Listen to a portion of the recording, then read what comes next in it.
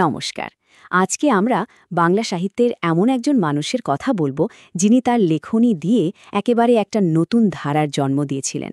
তিনি আর কেউ নন, আমাদের সবার প্রিয় লেখক বনফুল। চলুন তার সেই অসাধারণ জীবন আর কাজের দুনিয়ায় একবার ঘুরে আসা যাক। ভাবুন তো একবার, একজন ডাক্তার, সারা দিন রোগী দেখা, এত ব্যস্ততা, তিনি কিভাবে বাংলা সাহিত্যের একজন দিকপাল হয়ে উঠলেন? এটাই তো সবচেয়ে অবাক করার মতো প্রশ্ন। আর তার এই দুটো পরিচয়ের মধ্যেই কিন্তু লুকিয়ে আছে তার আসল জাদু। তো চলুন এই দারুণ গল্পটার গভীরে যাওয়া যাক। সবার আগে তার পরিচয়টা একটু ঝালিয়ে নিই। আচ্ছা, প্রথমেই বলে রাখি, বনফুল নামটা কিন্তু তার ছদ্মনাম ছিল। তার আসল নাম বলাইচাঁদ মুখোপাধ্যায়, মানে যে নামে তিনি সাহিত্য জগতে পরিচিত, সেটা ছিল তার নিজের বেছে নেওয়া একটা পরিচয়। আর এই দুটো পরিচয় মিলেই তিনি হয়ে উঠেছিলেন অনন্য। তার জন্ম হয়েছিল ১৮৯৯ সালের ১৯শে জুলাই বিহারের পূর্ণিয়া জেলার মনিহার গ্রামে, আর জীবনাবসান হয় ১৯৭৯ সালের ৯ই ফেব্রুয়ারি কলকাতায়। প্রায় ৮০ বছরের এই জীবনটা ছিল সৃষ্টি আর নতুনত্বে ভরপুর।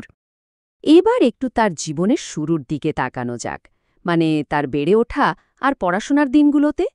দেখা যাক ভবিষ্যতের বনফুল কিভাবে তৈরি হচ্ছিলেন।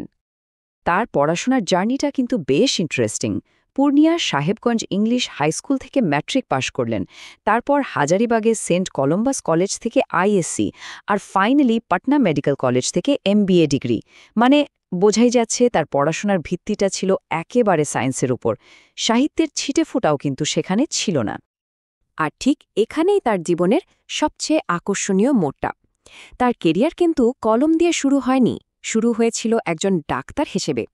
এই পরিচয়টাই তার সাহিত্যিক সত্তাটাকে আরও বেশি স্পেশাল করে তোলে, কারণ তিনি সম্পূর্ণ একটা ভিন্ন জগৎ থেকে এসে বাংলা সাহিত্যকে সমৃদ্ধ করেছিলেন। কিন্তু আসল প্রশ্নটা হল, এই ব্যস্ত ডাক্তার মানুষটা লেখালেখির জগতে এলেন কি করে? চলুন সেই গল্পটাই এবার শোনা যাক। সালটা ছিল ১৯১৮। সেই সময়ে বাংলা সাহিত্যের একটা খুব গুরুত্বপূর্ণ পত্রিকা ছিল, শনিবারের চিঠি। এই পত্রিকার মাধ্যমেই তিনি সাহিত্য জগতে পা রাখেন। শনিবারের চিঠি কিন্তু ব্যঙ্গবিদ্রূপের জন্য খুব বিখ্যাত ছিল, আর বনফুলের শুরুটা হয়েছিল একদম সেই মেজাজেই। শুরুটা কিন্তু হয়েছিল ব্যঙ্গ কবিতা আর প্যারোডি দিয়ে, কিন্তু খুব তাড়াতাড়ি তিনি নিজের সিগনেচার স্টাইলটা খুঁজে নিলেন।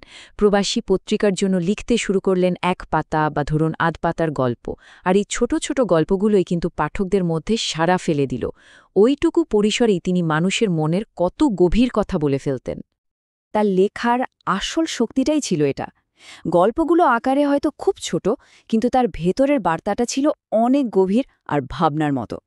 তিনি যেন দেখিয়ে দিয়েছিলেন যে বড় কথা বলার জন্য সবসময় বড় ক্যানভাসে দরকার হয় না, কয়েকটা লাইনে একটা গোটা জীবন বা দর্শন ফুটিয়ে তোলা যায়। তার সৃষ্টির জগৎটা ছিল বিশাল। চলুন এবার তার কিছু অসাধারণ কাজ আর তার অর্জিত সম্মান নিয়ে কথা বলা যাক।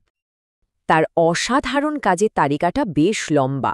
একদিকে যেমন রয়েছে বনফুলের গল্প, বাহুল্য, বিন্দু বিসর্গর মতো সব গল্প সংকলন, তেমনি অন্যদিকে তৃণখণ্ড, জঙ্গমের মতো সব কালজয়ী উপন্যাস। তার লেখার বিস্তার ছিল ছোট গল্প থেকে উপন্যাস পর্যন্ত। তিনি তার দুটো জগৎকে কি দারুণভাবেই না মিলিয়ে দিয়েছিলেন। ডাক্তার হিসেবে পাওয়া বাস্তব অভিজ্ঞতা আর বিজ্ঞানের জ্ঞান, এই সবকিছু তার গল্প উপন্যাসে একটা নতুন মাত্রা যোগ করেছিল। মানুষের শরীর আর মন নিয়ে তার যে গভীর পর্যবেক্ষণ ছিল, সেটাই তার লেখায় ফুটে উঠত। পেশায় তিনি ডাক্তার হলেও তার মনটা পড়ে থাকত লেখালেখিতে। তারই অসাধারণ সাহিত্য প্রতিভার কদর কিন্তু জাতীয় স্তরেও হয়েছিল। তাকে ভারতের অন্যতম সেরা বেসামরিক সম্মান পদ্মভূষণ দেওয়া হয়। এটা ছিল তার কাজের একটা বিরাট স্বীকৃতি। তাহলে সব শেষে এসে এই প্রশ্নটাই মনে জাগে, তাই না, যে মাত্র এক পাতায় কতটা বড় গল্প বলা যেতে পারে। বনফুলের জীবন আর লেখা আমাদের এটাই ভাবতে শেখায় যে আকারে ছোট হলেও একটা গল্পের শক্তি হতে পারে অনেক। তিনিই তো এর সেরা উদাহরণ।